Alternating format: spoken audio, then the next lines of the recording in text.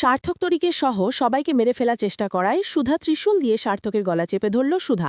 হ্যাঁ বন্ধুরা, এমনটাই দেখা যাবে, তাই সম্পূর্ণ জানতে ভিডিওটিতে লাইক দিয়ে চ্যানেলটি সাবস্ক্রাইব করে দেখতে থাকুন। গল্পের শুরুতেই দেখা যাবে আশুতোষ গাড়ি চালায়, ওদিকে ঝিনুক, সমুদ্র, সুধা সহ সবাই আসতে থাকে। এদিকে ঠাম্মিরা সবাই শরবত খায়। তখনই সার্থক মনে মনে বলে, এই তো আর মাত্র আধ ঘন্টা পরেই বসু পরিবারের সবাই আস্তে আস্তে ঢলে পড়বে।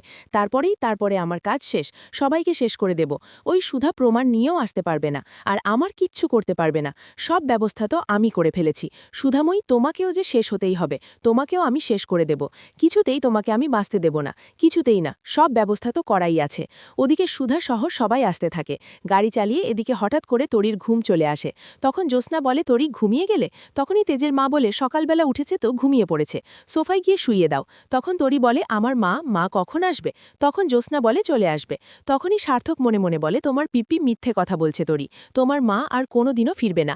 আর একটু পরেই তোমার মা উপরে চলে যাবে, তোমার মা সহ সবাই ঠুসঠুস করে শেষ হয়ে যাবে। তখনই দেখা যাবে হঠাৎ করে কেউ সামনে চলে আসলে আশুতোষ গাড়িটা থামিয়ে নেয়। তখন আশুতোষ বলে, দেখে চলতে পারেন না। তারপরই হঠাৎ করে একটা শব্দ শুনতে পায় সুধা, আর বলে, দাঁড়ান দাঁড়ান আশুতোষবাবু, কিছু একটা শব্দ শোনা যাচ্ছে না। তখন সমুদ্র বলে, কিসের বৌদি?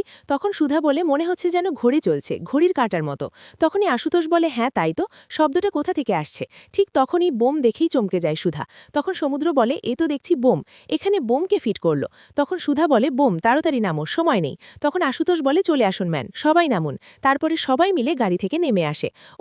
ওদিকে সময় গুনতে থাকে সার্থক, আর বলে, এই তো আর একটু পরেই সব শেষ হয়ে যাবে। সুধাময়ী, তুমি না কোনো প্রমাণ পেয়ে থাকলেও কিচ্ছু করতে পারবে না। তারপরে সার্থক সময় গুনতে থাকে, খুশি হয়ে যায়। ওদিকে সবাই এক করে গাড়ি থেকে নেমে আসে। তারপরে সুধা নেমে আসলেই হঠাৎ করে সুধার শাড়ি আঁচলটা আটকে যায়, আর সুধার শাড়ির আঁচলটা টানতে থাকে। ওদিকে সার্থক বলে, এই তো ঠুস। তারপরেই গাড়িটা সঙ্গে সঙ্গে ব্লাস্ট করে।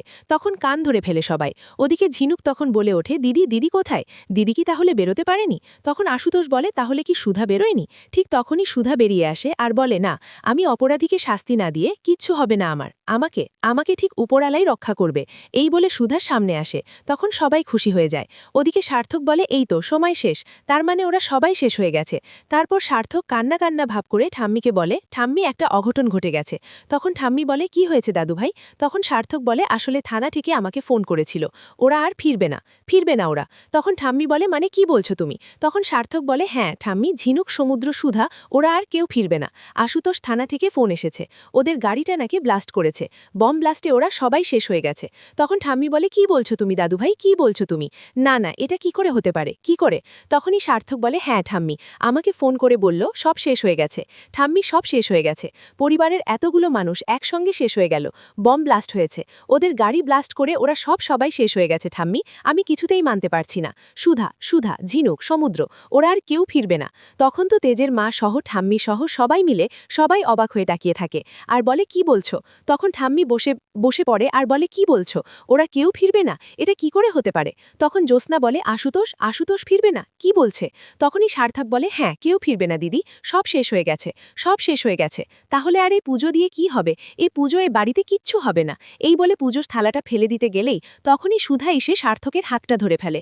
তখন সার্থক সুধাকে দেখে চকে যায়। তখন সুধার দিকে তাকিয়ে থাকে সার্থক। তখন সুধাকে দেখে বাড়ির সবাই অবাক হয়ে যায়। তখন ঠাম্মি বলে, সুধা তুমি ফিরে এসেছো? তখন জ্যোৎস্না বলে, সুধা তুমি ফিরে এসেছো, তাহলে আশুতোষ কোথায়? ওদিকে কাকুমণি বলে, ঝিনুক, সমুদ্র, ওরা কোথায়? ওরা ঠিক আছে তো? তখন সুধা বলে, হ্যাঁ সবাই ঠিক আছে। তখন জ্যোৎস্না বলে, আশুতোষ ঠিক আছে তো? তখনই তেজের মা বলে, সুধা যখন ঠিক আছে তাহলে ওরাও সবাই ভালো আছে। তখন তো জ্যোৎস্না খুব খুশি হয়ে যায়। তারপর দেখা যাবে আশুতোষ, ঝিনুক, সমুদ্র সবাই ভিতরে আসে। তখন ওদেরকে দেখেই সার্থক ভয় পেয়ে যায়, বলে, এটা কি করে সম্ভব, সবাই কি করে বেঁচে গেল, কি করে? তখন তো আশুতোষকে দেখেই খুশি হয়ে যায় জ্যোৎস্না। তারপরে জ্যোৎস্না আশুতোষের কাছে ছুটে আসে আর আশুতোষকে জড়িয়ে ধরে। তখন আশুতোষও খুশি হয়। তখনই তেজের মাও খুব খুশি হয় আর বলে, আমি জানতাম সবাই ওরা ফিরে আসবে, ঠিক ফিরে আসবে। আজকে পুজোর দিনে কিছুতে ওদের কিছু হতে পারে না। তখন সুধাও খুশি হয়। তারপর কাকুমণি বলে, কিন্তু তেজ যে বলল যে তোমরা নাকি বম ব্লাস্টে মারা গেছো? তখন আশুতোষ বলে, হ্যাঁ ব্লাস্ট তো হয়েছেই, কিন্তু আমরা বেঁচে গেছি, আমরা মরিনি, আমাদেরকে বাঁচিয়ে দিয়েছে ভগবান। তখন এই কথা শুনে সার্থক ভয় পেয়ে যায়। তারপরে সার্থক মনে মনে বলে, না, এটা কিছুতেই হতে পারে না। তারপরে সুধা বলে, হ্যাঁ, আজকে এমন একটা পবিত্র দিনে আমাদেরকে সব কিছুর বদলা নেওয়ার জন্য, একটা মানুষের মুখোশ খুলে দেওয়ার জন্যই ফিরিয়ে দিয়েছে। আমরা ফিরে এসেছি। আজকে তো সব পর্দা ফাঁস করবই। আজকে আর কিছুতেই মুখোশধারী মানুষগুলো বাঁচতে পারবে না। যারা এতদিন ধরে অন্যায় করে আসছে তাদেরকে আজকে শাস্তি পেতেই হবে। তখন ঝিনুকু বলে, হ্যাঁ, ঠিক বলেছিস দিদি। ওদিকে সার্থক মনে মনে বলে, সর্বনাশ। সুধার কথা শুনে মনে হচ্ছে সুধা নিশ্চয়ই কোনো প্রমাণ পেয়েছে। না, আমাকে এখান থেকে সরে পড়তে হবে। ওদিকে ঠাকুরমশাই বলে, আচ্ছা গিন্নিমা, সুধা বউ তো চলে এসেছে, তাহলে পুজো শুরু করি। তখন ঠাম্মি বলে, ঠিক আছে, পুজো শুরু করো। পুজো শুরু করাই দরকার। পুজোটা হয়ে যাক, জোড়ায় জোড়ায় পুজোতে বসো। তখন সুধা বলে, না ঠাম্মি, আগে আগে আমার একটা কাজ আছে, তারপরে পুজো। তখন তেজের মা বলে, আবার কি সুধা? এবার তো পুজোর লগ্ন চলে যাবে। তখন কাকুমণি বলে, হ্যাঁ সুধা, কি হয়েছে?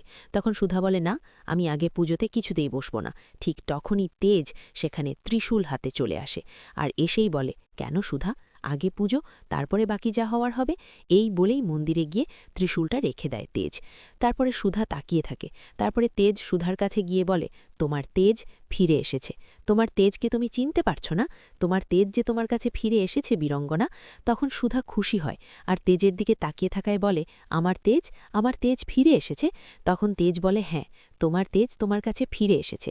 ওদিকে তেজের মাও সুধার দিকে অবাক হয়ে তাকিয়ে থাকে। তখন সুধা তেজকে দেখে কাঁদতে থাকে। তারপরে ঠাম্মি বলে, কি হলো? তারপরে সবাই পুজো দিতে বসে যায়। ওদিকে সার্থক নিজের ঘরে গিয়ে দরজা দেয় আর বলে, না, এটা কিছুতেই হতে পারে না। আমি এইভাবে হেরে যেতে পারি না। সুধার কাছে আমি কিছুতেই হারতে পারি না। এই বলেই সব কিছু ছুঁড়ে ফেলতে থাকে সার্থক। তারপর সার্থক বলে, না, কিছুতেই হারব না।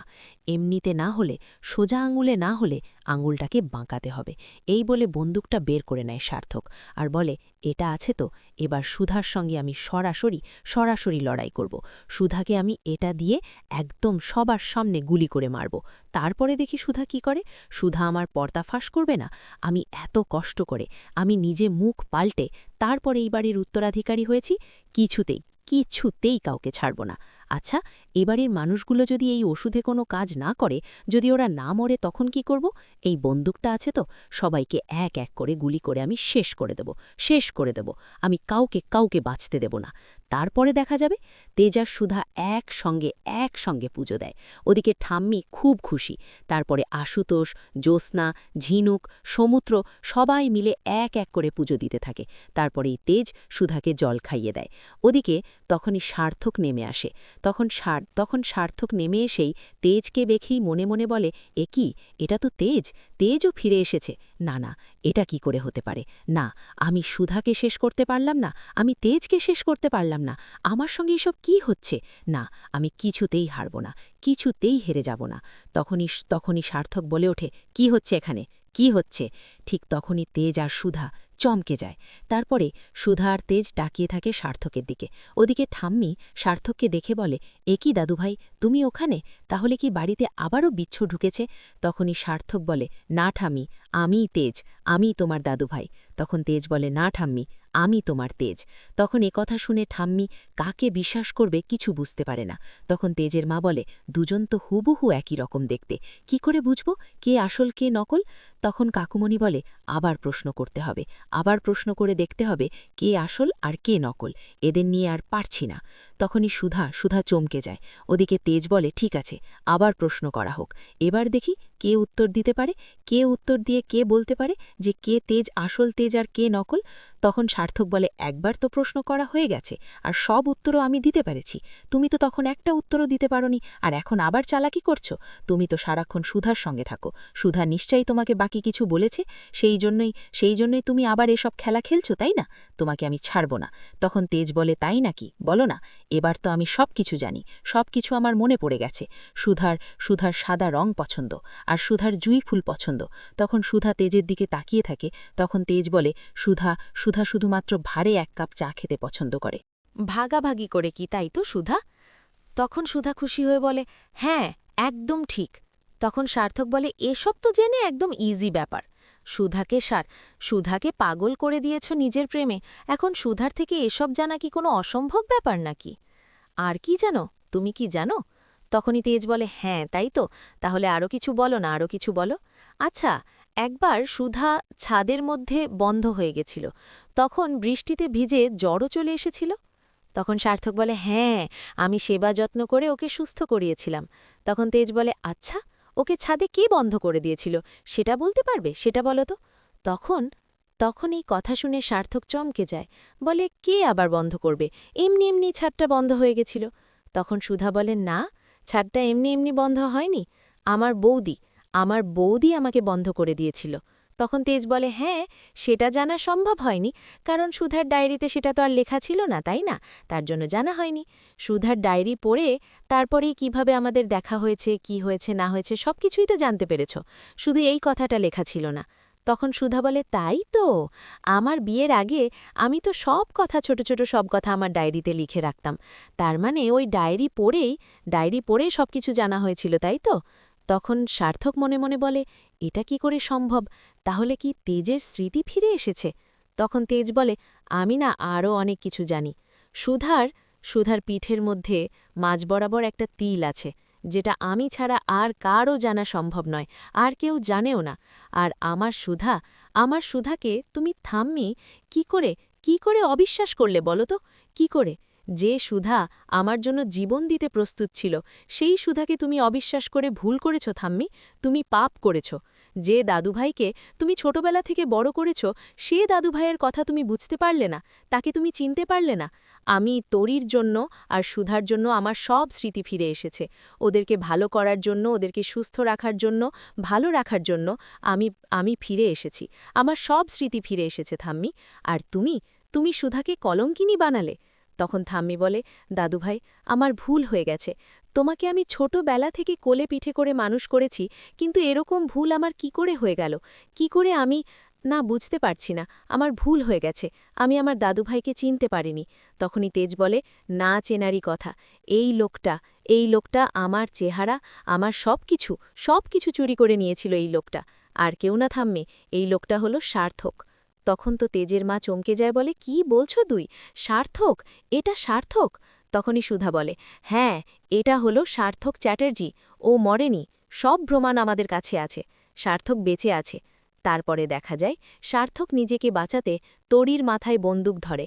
তখন সুধা মন্দির থেকে সেই ত্রিশূলটা হাতে নিয়ে নেয়, তারপরে সার্থককে লাথি দিয়ে নিচে ফেলে সার্থকের বুকে পাড়া দিয়ে ত্রিশূল দিয়ে আঘাত করে।